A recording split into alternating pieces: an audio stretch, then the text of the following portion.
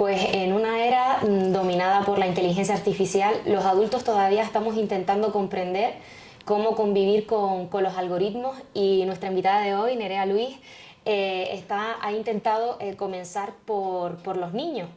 Es divulgadora científica, doctora en inteligencia artificial y además escritora. Ha escrito 2 libros enfocados a los más pequeños.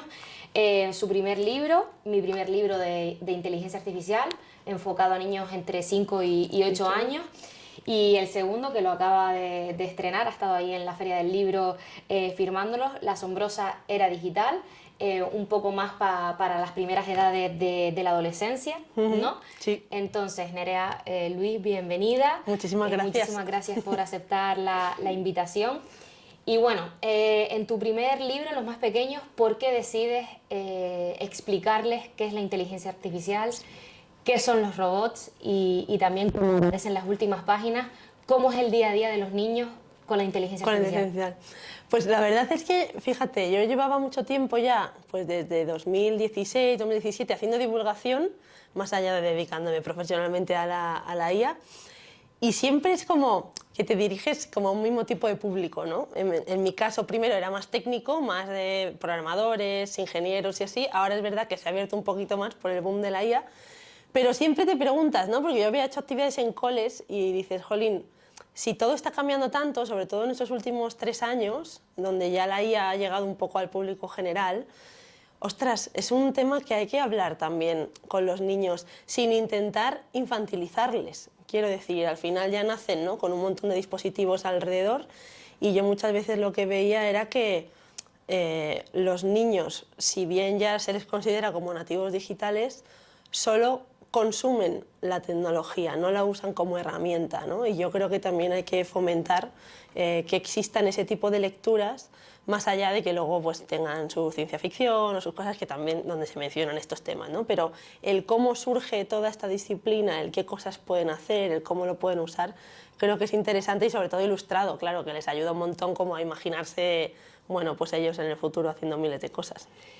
¿Qué tienen los niños que les hacen especialmente idóneos para aprender este tipo de conceptos que parecen tan abstractos y complicados, pero que al menos, no sé si es por la ilustración o por cómo tú has planteado los libros, que parece que son las personas perfectas para... Sí, para parece aprenderlo? mucho más fácil de lo que es verdad.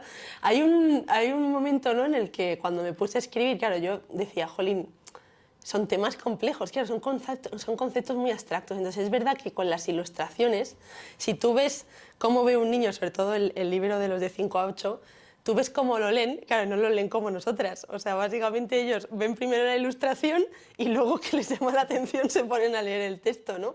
Entonces yo creo que para ellos les ayuda mucho el directamente ya con la ilustración imaginarse un poco, ¿no?, el qué les estás contando. Y muchas veces lo que sucede es que a través de la ilustración lo asocian también a cosas que han visto ya en su día a día, ¿no? Por ejemplo, con el rollo del chat GPT, de los chatbots que les hablan y tal, pues dicen, oye, pues esto lo he usado con mis padres o lo he visto en el cole. Entonces creo que eso está muy bien como para que normalicen una tecnología que les va a acompañar, ¿no?, y que seguramente forme mucha parte de su vida profesional. Bueno, dicen que enseñar es aprender 2 veces. ¿Y qué has aprendido tú con la escritura de estos libros? Pues fíjate, una de las cosas que aprendí es precisamente no infantilizar a los niños, porque tú enseguida cuando te vas a escribir algo, ¿no?, te dicen que es, pues el público es entre 5 años y 8, ¿no?, el primero, y el otro es de 8 y 12, 13, por ahí. Entonces, claro, tú piensas, igual tengo como que hablar de forma como muy sencilla, y no necesariamente, realmente la clave está como en mantener frases cortas, eso sí, y que en vez de contar como muchas cosas a la vez, que es algo que tendemos a hacer los adultos sin darnos cuenta, porque ya tienes cierto bagaje, pues el decir, oye, ¿qué quiero contar en estas 2 páginas?, ¿no? Entonces, realmente para mí el aprendizaje ha sido sintetizar, o sea, intentar sintetizar sin quedarte como demasiado vacío, ¿no?, pero que al menos cada página tenga como su concepto principal y que no se quedase así como muy difuso, ¿no? Pero es verdad que, claro, con una lectura infantil una de las cosas que te sucede es que no solo tienes un límite en lo que es la longitud de todo el libro, sino que luego por página, según las ilustraciones sean más grandes o más pequeñas, los párrafos también tienen que ir ajustándose. Entonces, esa ha sido como la parte más más divertida, diría. Sin hacer spoiler, es verdad que terminas los libros siempre con, en tu día a día, cómo usar o cómo es tu día a día con la inteligencia artificial, ¿no? Sí. Pero, ¿qué diferencia crees que hay entre el primer libro y el segundo? Hemos dicho, por recordar, que el primer libro es más para 5 o 8 años y el otro es más de 8 a adolescencia, ¿no? Sí, sí. O sea, para mí era importante, por un lado, contar, ¿no? Porque estos libros sí que están como basados al final en historia. Entonces hay una historia de la informática y una historia, digamos, de esa evolución del dispositivo, del ordenador, ¿no? De los móviles, que más o menos tenía que quedar reflejada para luego llegar a lo que es la inteligencia artificial. Entonces eso es lo que se cuenta más en ambos, ¿no? Pero quizá es lo que más ocupa en el libro de mi primer libro de inteligencia artificial y robótica, ¿no? Está más centrado en lo que sería ese inicio y luego ya el cómo te imaginas tú en el futuro, ¿no? En el segundo libro sí que entramos ya más a conceptos, porque tiene más texto. Entonces, para mí era interesante que no solo apareciesen conceptos, sino referencias que luego ellos también puedan buscar. Pues ya se menciona el lenguaje de programación Python, se menciona Scratch, se mencionan diferentes personajes que han formado parte de la historia, ¿no? De la informática, con un poco más de detalle.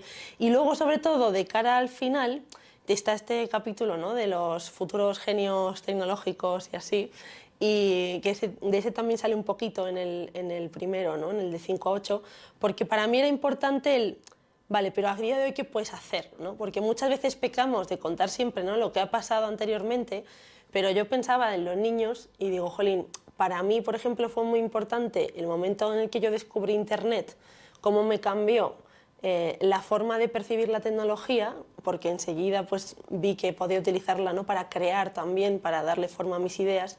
Y entonces, pensando en que la inteligencia artificial de aquí a que sean más mayores se va a desarrollar muchísimo más, pues decía, jolín, ¿por qué no hablar también de, oye, pues inteligencia artificial y deporte, inteligencia artificial y moda, inteligencia artificial, ¿no? A través de las ilustraciones, sin entrar en mucho detalle, pero que de alguna forma se vean ellos que no solamente van a ser ingenieros y los que van a trabajar con IA, ¿no? O sea, que al final va a haber una amalgama bastante amplio y creo que eso es lo que hace muchas veces que ellos mismos luego sigan buscando, ¿no? Y sigan informándose de todo este campo, que creo que es lo bonito.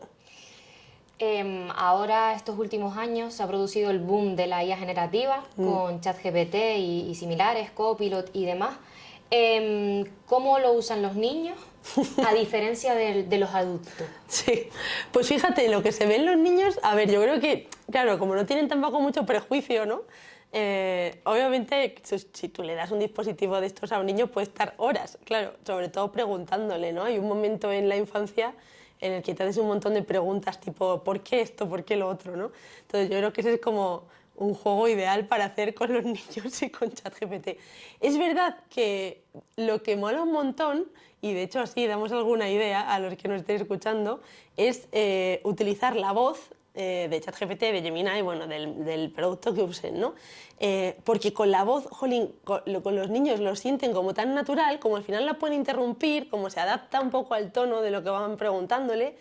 Claro, encima es una voz que nunca se cansa. Entonces, me acuerdo en un cole que hicimos un ejercicio de este estilo, ¿no? Y íbamos comentando cosas de la inteligencia artificial, pues el coche autónomo, los robots, no sé qué.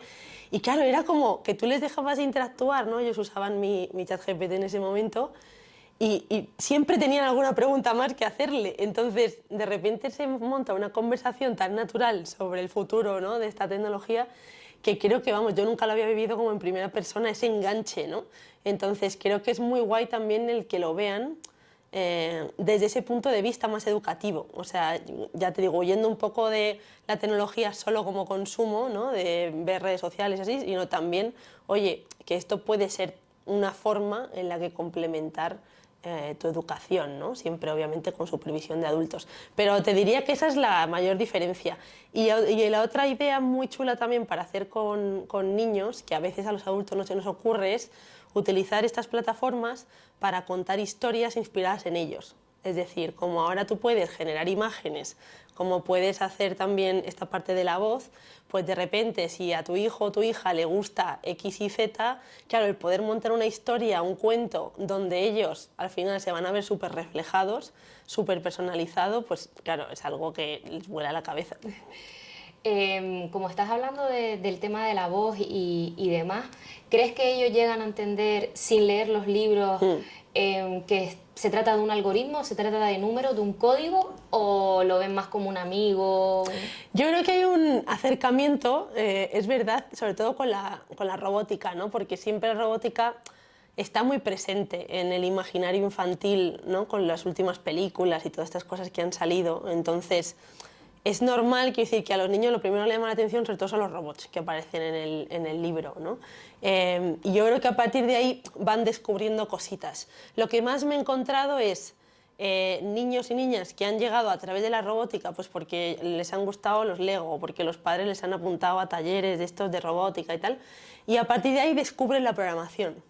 Es decir, en el momento en el que ya igual han hecho sus primeros robots o han visto que hay un componente más de electrónica, empiezan a preguntarse, oye, ¿y entonces cómo hago esto otro y esto otro? Y ahí llegan a la programación y creo que eso es interesante, pero también el que sepan que pueden llegar simplemente alrededor del software, o sea, sin necesidad de pasar por la robótica. Y para esos niños más tímidos, la inteligencia artificial, ¿es una herramienta que rompe barreras dentro del aula o no? Pues yo creo que sí que puede llegar a hacerlo, es decir, de alguna forma la inteligencia artificial generativa sobre todo lo que nos da es la personalización. Entonces, bien llevada, es verdad que puede ayudar a un poco a compasar el ritmo de cada estudiante. ¿Qué es lo que pasa? Que es una tecnología que a día de hoy, claro, no la puedes dejar de forma autónoma, ¿no? Sola con el niño y tal, porque eso también puede hacer que el niño no esté acostumbrado a hablar o a expresarse con otros compañeros o con adultos directamente y que solo se cierre a utilizar ese tipo de plataformas. Entonces hay que medir un poco, pero sí que empiezan a aparecer estudios que de alguna forma sí que están diciendo, ostras, claro, si tú descargas, ¿no? También todo ese, por capacidad, por número de alumnos en el aula, quiero decir, esa atención que no le puedes dar tan personalizada a todos, complementándola con estas plataformas, es verdad que se podría llegar a trabajar un poquito más, ¿no? Y yo creo que sobre todo se va a convertir seguramente en la fuente de información también en casa, por ejemplo, que eso iguala mucho. Si pensamos, aunque a veces pensamos que la tecnología no también crea brechas,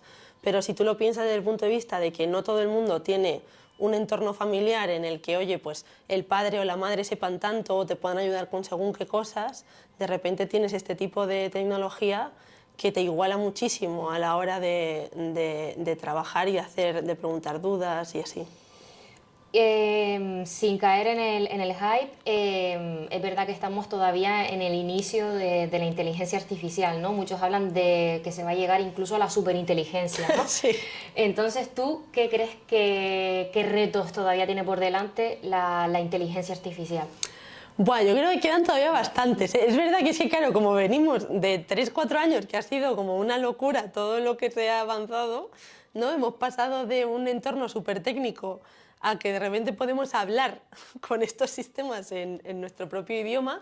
Eso, o sea, no había pasado nunca. Entonces, yo creo que en los próximos años lo que sí que vamos a ver es un salto en cuanto a lo que denominamos razonamiento, ¿no? Pero entendido como más como lo hacemos nosotros, es decir, todas las carencias que tienen los sistemas de ahora, aunque van mejorando, pero pues alrededor de los cálculos matemáticos, de los procesos complejos también de toma de decisiones, sobre todo cuando tenemos como que combinar diferentes tipos de información, pues si pensamos, por ejemplo, aquí en la redacción, pues oye, todo el histórico de noticias cruzado con otra base de datos igual especializada en un tema, que os pueda de alguna forma incluso ayudar a encontrar conexiones que no conocíais, es decir, hay una escala al nivel de extracción y cruce de información que nunca hemos podido hacer a día de hoy, y eso si lo pensamos desde el punto de vista de investigación es muy interesante porque nos va a llevar sobre todo a descubrir nuevas cosas, seguramente utilizando inteligencia artificial por todo ese volumen, ¿no?, de información que ahora somos capaces de procesar y antes no. Entonces eso yo creo que sí que pasará en los próximos 5 años, 6, una cosa así. Pero ya de ahí a la superinteligencia, claro, ahí ya sí que tenemos como que trabajar muchas más cosas, porque está el razonamiento, pero está la planificación de tareas también, claro, el dejar a un agente de estos, una IA autónoma, trabajando, ¿no?, sin supervisión, es una cosa que a día de hoy se empiezan a ver cositas, ¿no?, porque sí que es verdad que pueden hacer ciertas tareas sobre internet, sobre búsqueda de imágenes, tal, pero enseguida como que se quedan como en un bucle, ¿no? Entonces, el cómo construyes un poco todo ese proceso de aprendizaje no es tan sencillo y puede ser otro reto técnico que todavía, ya te digo, que está por resolver. Entonces, yo veo bastante lejos todavía el escenario de la superinteligencia, que ahí luego hay diferentes opiniones. Pero creo que hasta que no se solucione toda esta primera parte de planificación y razonamiento, es difícil, ¿no? O sea, pensar que vamos a tener una máquina capaz de reaccionar ante cualquier tipo de escenario sin conocimiento previo, claro. Ya sabemos lo que dice la neurociencia con el tema de pues, los teléfonos móviles y demás, que ponen bastante límite al uso de las nuevas tecnologías en la era digital. ¿Qué opinas tú de los discursos antipantallas, por así decirlo? A ver, yo con los antipantallas, claro, tengo mis cosas, obviamente. A mí lo que me preocupa, o sea, entiendo la defensa, ¿no? Oye, obviamente no se puede descontrolar el uso de pantallas, ¿no? Las horas, sobre todo, que los niños pueden estar expuestos a la pantalla. Pero claro, cuando lo ves desde el punto de vista educativo, yo entiendo que la mayoría de los padres lo que les preocupa es, ostras, no sé cómo se están aplicando, ¿no?, ciertas metodologías, pues igual en clase o así con los ordenadores, y entonces el tiempo de pantalla que luego usan cuando están en casa, pues al final es eso, para ver TikTok, para ver YouTube, ¿no?, el YouTube Kids así que ha tenido como tanto éxito, o para jugar. Y es verdad que eso, claro, les genera como que se aplane el cerebro, ¿sabes? Que tú lo notamos nosotros, quiero decir, cuando estamos ahí, ¿no?, con el swipe así todo el día enganchados. ¿Qué es lo que pasa? Que si llevamos eso a rajatabla en los colegios realmente es el escenario, te lo comentaba antes, ¿no?, donde se igualan muchísimos, o sea, muchísimos backgrounds, historias familiares, etcétera, porque es el único sitio donde van a tener un acceso a la tecnología de forma igualitaria todos. Y no solo eso, sino que además suelen ser entornos donde la tecnología está también securizada. Es decir, hay un cierto control de cómo se accede a la información, de a dónde acceden, qué está instalado, qué no está instalado. Entonces, para mí quitar, ¿no?, esas horas de pantalla en el centro educativo creo que a la larga va a ser muy perjudicial, pero sobre todo para las familias con pocos recursos. Porque el que tiene recursos luego apuntará a su hijo o a su hija a los talleres que sean y no va a tener ningún tipo de problema.